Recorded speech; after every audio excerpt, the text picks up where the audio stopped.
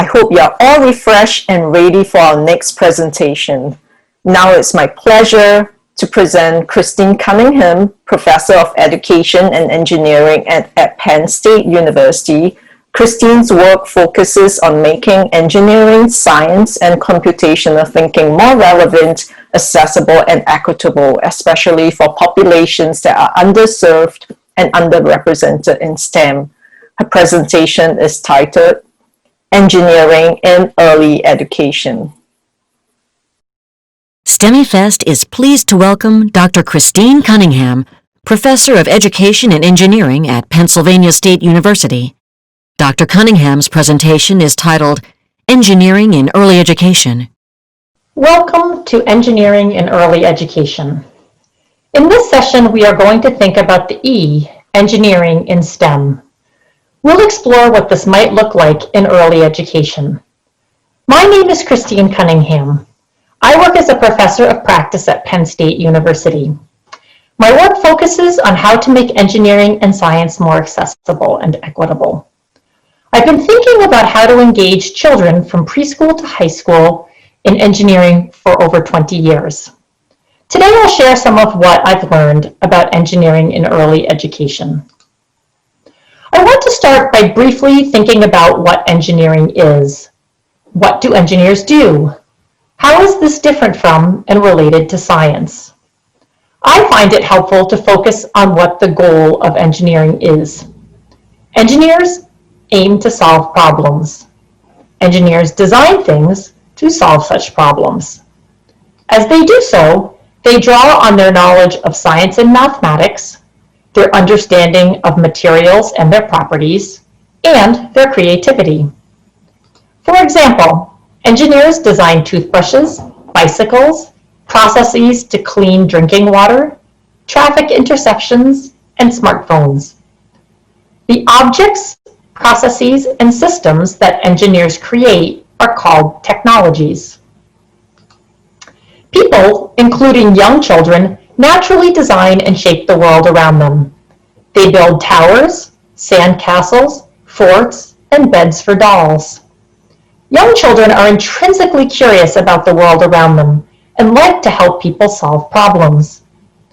Let's think for a few minutes about how we can harness these designing and problem-solving proclivities and nurture them in young children. Doing engineering is more than making stuff. Young children make a lot of things, but just making something is not engineering. In these projects, children are practicing skills like painting, drawing, gluing, matching, and following directions. These skills are valuable. But to be engineering, the activity needs to be more than just building or creating. Engineers are solving a problem as they design and create. They engage in a problem-solving process and consider the materials they use and how their designed product meets a goal. These are core features of engineering. What do they look like with young children?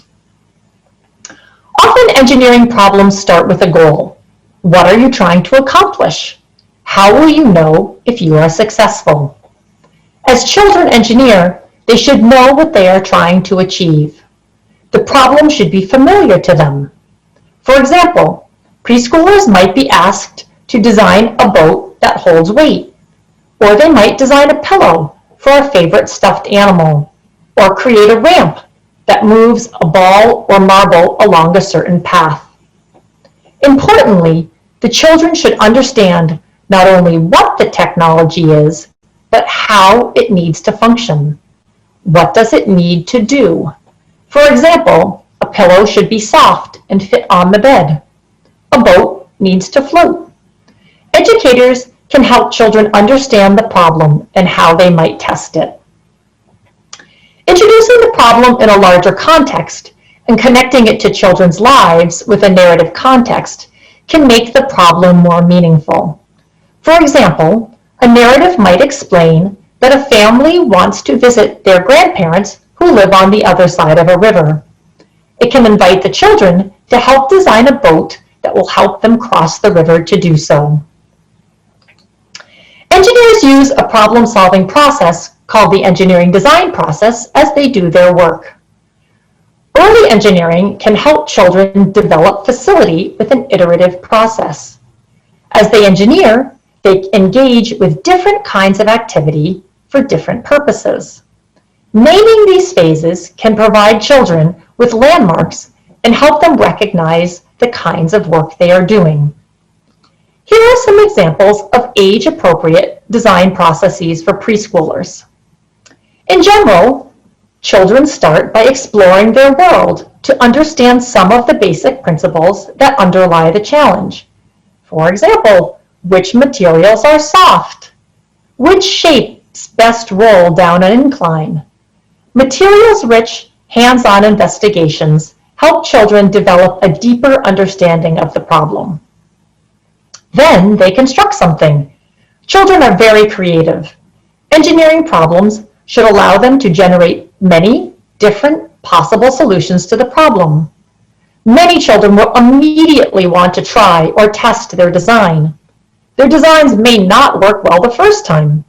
Usually, children will want to make changes to the design and engage in an iterative process of designing and testing until they are satisfied with the results.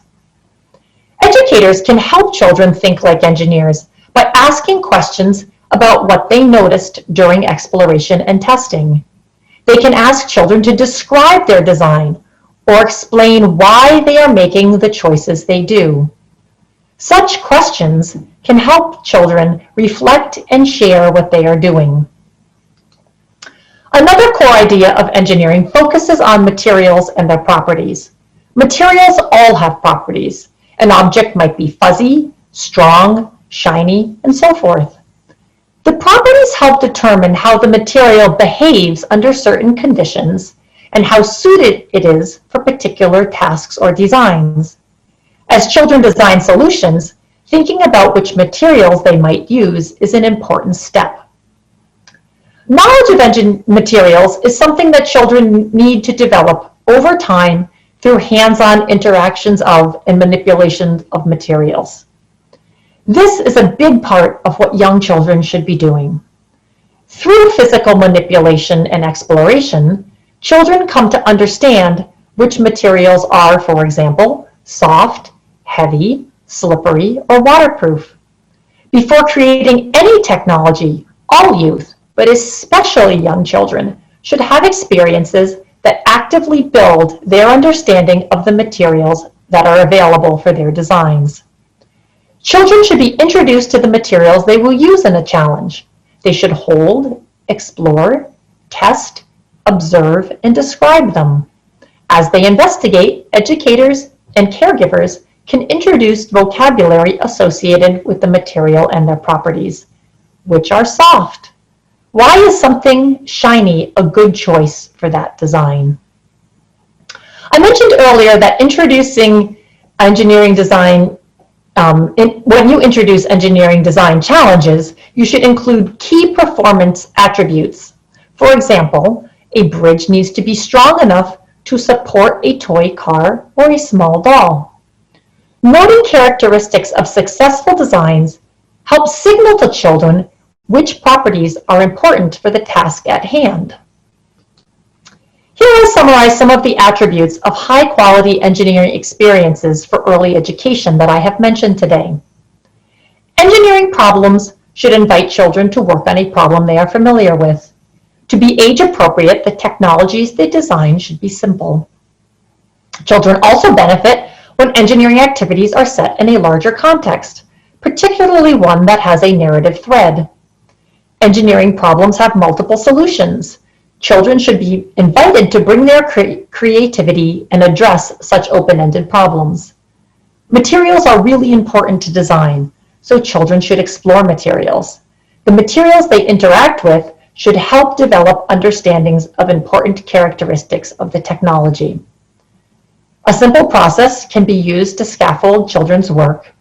And finally, as they engineer, children should reflect and share with an educator or with their peers. Let's see some of these principles in action in preschool settings. This first video comes from WGBH's Little Peep collection. In the classroom, children are exploring ramps. As you'll hear the narrator explain, she has adopted an approach that allows children to explore attributes of ramps in various centers. You'll see children sorting objects by how they move down the ramps, roll, slide, or stay still. In another center, children engineer ramps made of blocks and tubes. In a third center, they explore how the incline of a ramp affects movement. And they also make connections to art and literacy. This video provides a very quick glimpse of the ramps unit. I encourage you to view the more extensive videos and resources for this and other engineering-related units online. At one of our learning centers, we tested if objects placed on a ramp would roll, slide, or stay still. This one rolls.